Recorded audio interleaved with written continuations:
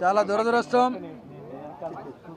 Rocket యుగంలో కూడా ఇలాంటి అమానవీయ సంఘటనలు జరగడం అనేది దురదృష్టకరం. వాళ్ళకు ఒక బేస్ ఉంది.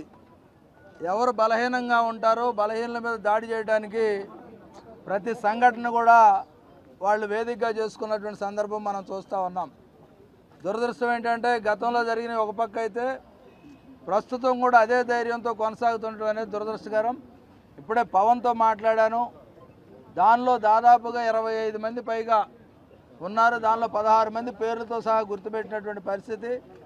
ఆ 16 మంది మీద కూడా ఎఫ్ఐఆర్ చేశామని చెప్తా ఉన్నారు. కొంతమందిని అరెస్ట్ చేశారు, మిగతా వాళ్ళని అరెస్ట్ చేయలే.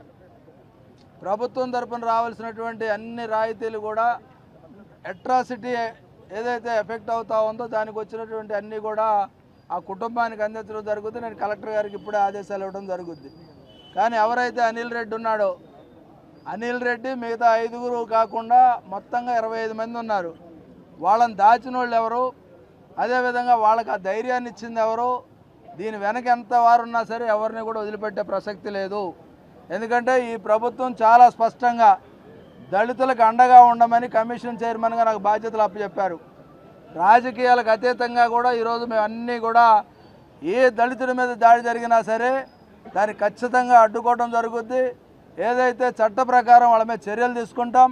ఈరోజు కూడా ప్రత్యేకంగా ఎందుకంటే తిరుపతి లాంటి పుణ్యక్షేత్రంలో కూడా ఇలాంటి సంఘటనలు జరుగుతూ ఉంటే, ఎందుకంటే అభివృద్ధి చెందిందంటాం. ఈరోజు ఈ ప్రాంతంలోనే పెద్ద పెద్ద వాళ్ళని అందించినటువంటి చరిత్ర ఉంది. ఎందుకంటే వెంకటేశ్వర స్వామి దర్శించుకోవడానికి కూడా కులమతాలు ఎక్కడా కూడా అడ్డురాలే. అలాంటి ప్రాంతంలో కూడా ఇలాంటి దాడులు జరుగుతూ ఉన్నాయంటే చాలా దురదృష్టకరం. దీని వెనక ఎవరున్నారు, ఎవరెవరు ఎంత పెద్దవారు ఉన్నా సరే వదిలిపెట్టే ప్రశ్నే లేదు, ప్రసక్తి లేదు. నేను ఇప్పుడు కూడా ఎస్పీ గారితో వాళ్ళతో కూడా మాట్లాడి బాధ్యులు ఎవరైతే ఉన్నారో బాధ్యులను 24 గంటలు అరెస్ట్ చేయాలి. లేదు వాళ్ళు దాచిన వాళ్ళు ఎవరున్నారో వాళ్ళ మీద కూడా అట్రాసిటీ కేసు పెట్టాలి. దీన్ని ఎన్నటి కొట్టినోడే కాదు, చూసినోడు కూడా నేరస్తులు అవుతాడు. ఈ విషయంలో ఖచ్చితంగా వాళ్ళందరినీ కూడా అరెస్ట్ చేయాలి.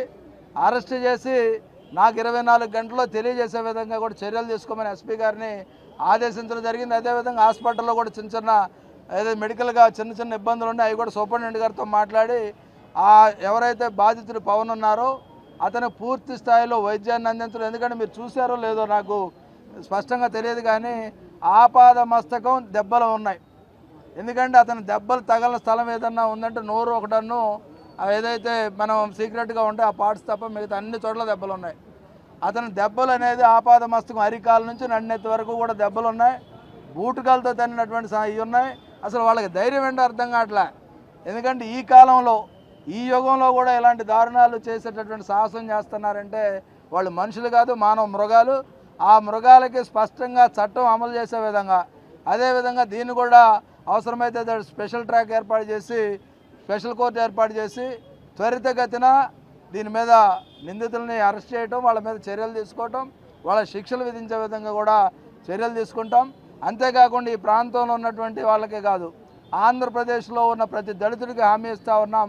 ఇది పనిచేసేటటువంటి కమిషన్, కబుర్లు చెప్పే కమిషన్ కాదు.